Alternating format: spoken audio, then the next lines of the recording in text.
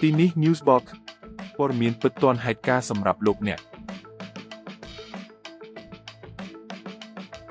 រុស្ស៊ីបរិហាការប្រើប្រាស់កម្លាំងយោធាហួសហេតុរបស់អាមេរិកនៅតំបន់ការីប៊ីនដោយគាំទ្រវេណេស៊ុយអេឡា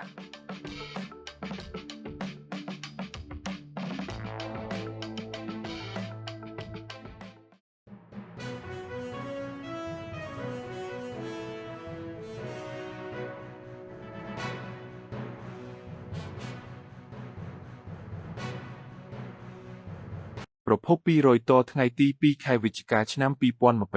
2025ក្រសួងការបរទេសរុស្ស៊ីនៅថ្ងៃសៅរ៍បានថ្កោលទោសថាមានការប្រើប្រាស់កម្លាំងយោធាហួសហេតុដោយសហរដ្ឋអាមេរិកនៅក្នុងសមុទ្រការ៉ាប៊ីនដែលត្រូវបានប្រើប្រាស់ជាផ្នែកមួយនៃដំណើរការប្រឆាំងនឹងការជួញដូរគ្រឿងញៀននិងបានបញ្ជាក់ជាថ្មីនូវការគាំទ្ររបស់ខ្លួនចំពោះមេដឹកនាំវេណេស៊ុយអេឡាអ្នកនាំពាក្យក្រសួងការបរទេសលោកស្រី Maria Zakharova បាននិយាយនៅក្នុងអត្ថាធិប្បាយមួយនៅលើគេហទំព័រក្រសួងរបស់លោកស្រីថាយើងថ្កោលទោសយ៉ាងម៉ឺងម៉ាត់ចំពោះការប្រើប្រាស់កម្លាំងយោធាហួសហេតុក្នុងការអនុវត្តសកម្មភាពក្នុងប្រតិបត្តិការប្រឆាំងគ្រឿងញៀនសកម្មភាពបែបនេះគឺជាការរំលោភលើច្បាប់ក្នុងស្រុករបស់សហរដ្ឋអាមេរិកនិងបទដ្ឋាននៃច្បាប់អន្តរជាតិ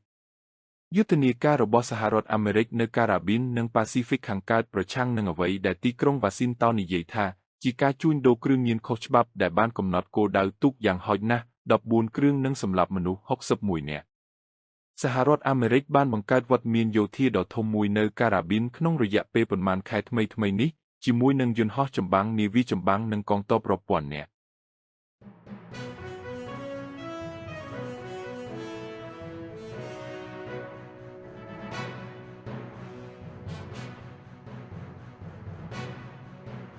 រុស្ស៊ីដែលបានចាប់ផ្ដើមការឈ្លានពានទ្រង់ទ្រីធំមួយលើប្រទេសអ៊ុយក្រែនក្នុងឆ្នាំ2022ហើយបានកាន់កាប់ទឹកដីជាច្រើនដែលទទួលបានការថ្កោលទោសយ៉ាងទូលំទូលាយពីអន្តរជាតិនៅក្នុងមតិយោបល់របស់លោកស្រី Zakharova បាននិយាយថារុស្ស៊ីបញ្ជាក់ពីការគាំទ្រយ៉ាងមុតមមរបស់យើងចំពោះថ្នាក់ដឹកនាំវេណេស៊ុយអេឡាក្នុងការការពារអធិបតេយ្យភាពជាតិរបស់ខ្លួន